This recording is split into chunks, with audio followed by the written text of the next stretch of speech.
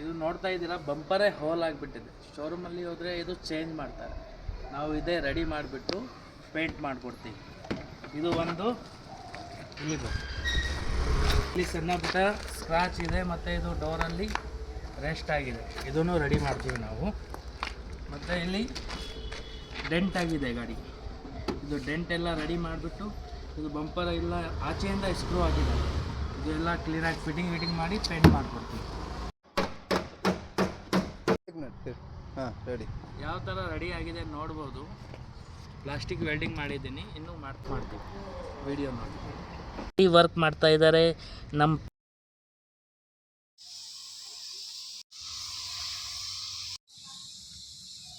ನೋಡ್ಬೋದು ನೀವು. Bumper hole ಆಗಿಬಿಟ್ಟಿತ್ತು, ಇದೇ ಬಂಪರ್ನ ನಾವು ರೆಡಿ ಮಾಡಿಕೊಟ್ಟು ಪೇಂಟ್ ವರ್ಕ್ ಮಾಡಿಕೊಟ್ಟಿದ್ದೀವಿ. ಪ್ಲಾಸ್ಟಿಕ್ ವೆಲ್ಡಿಂಗ್ ಮಾಡಿಬಿಟ್ಟು ಪೇಂಟ್ ವರ್ಕ್ ಮಾಡಿಕೊಟ್ಟಿದ್ದೀವಿ. ಇದೇ ಫುಲ್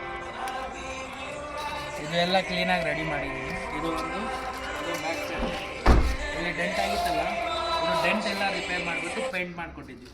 ಇದು ಬಂಪರು ಪೇಂಟ್ ಮಾಡಿದ್ದೀನಿ.